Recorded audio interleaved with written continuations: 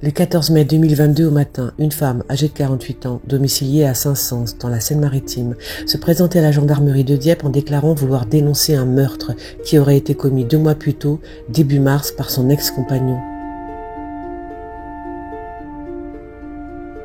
Elle relatait que le 9 mars précédent, cet homme, avec lequel elle avait entretenu une liaison depuis mars 2019 et dont elle venait de se séparer, l'avait appelée en fin d'après-midi, manifestement paniqué et sous l'emprise de l'alcool, pour lui dire qu'il venait de tuer quelqu'un alors qu'il était au volant de sa voiture.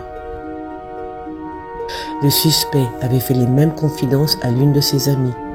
Le lendemain, elle était parvenue à discuter de vive voix avec lui. De nouveau, il lui expliquait avoir percuté en voiture une femme circulant à vélo alors qu'il était ivre. Cette femme était âgée d'une 60aine d'années et ressemblait, selon ses termes, à une clocharde. Alors que la victime présentait une grande plaie sur le visage et était manifestement inconsciente, le suspect a expliqué à son ex-compagne qu'il avait chargé le corps et le vélo dans sa voiture, les avait cachés dans un talus, était rentré chez lui, puis était revenu sur les lieux avec une pelle avec l'intention d'enterrer le corps de la victime et le vélo. Constatant que la cycliste était en réalité toujours vivante, il l'avait achevée en lui portant plusieurs coups de pelle, puis l'avait enterrée, ainsi que son vélo, avant de repartir selon son témoignage. Dans ce dossier, on a plusieurs témoignages qui nous ont conduits vers cette zone boisée, et malheureusement les recherches sont restées vaines à ce jour. Le 9 mars, une amie, passant au domicile du présumé coupable, a pris des photos du véhicule où des traces de sang étaient visibles. Elle dit que l'accusé nettoyait sa voiture et avait du sang sur lui, sur les bras et sur les mains. Il était ivre et paniqué. Le procureur révèle que l'homme a volé son véhicule, puis s'est rendu à la gendarmerie pour le déclarer volé. La voiture impliquée dans l'accident est retrouvée calcinée. Pour les gendarmes, le conducteur aurait tenté d'effacer des éléments de preuve. Il dit aussi que le corps de la victime, qui pourrait être enterré dans une zone boisée située entre le nord de l'Eure et le sud de la Seine-Maritime, n'a toujours pas été retrouvé. À ce jour, personne n'a signalé la disparition d'une femme susceptible de correspondre à la victime.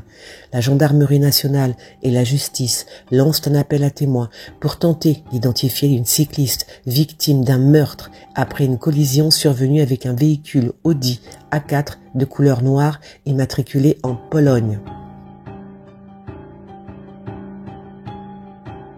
Le suspect, un ressortissant d'origine polonaise de 46 ans domicilié dans l'Eure, a été mis en examen en juin 2022 pour assassinat, recel de cadavres, destruction de preuves et dénonciation mensongère à l'autorité judiciaire.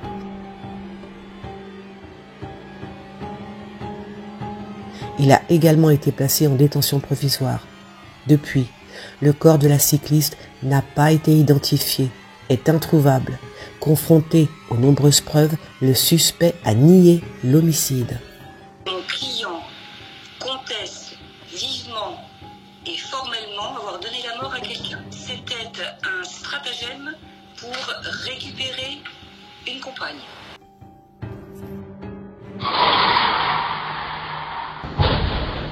Si vous avez des renseignements, vous pouvez contacter la section de recherche de Rouen, groupe homicide au 07 77 20 64 00.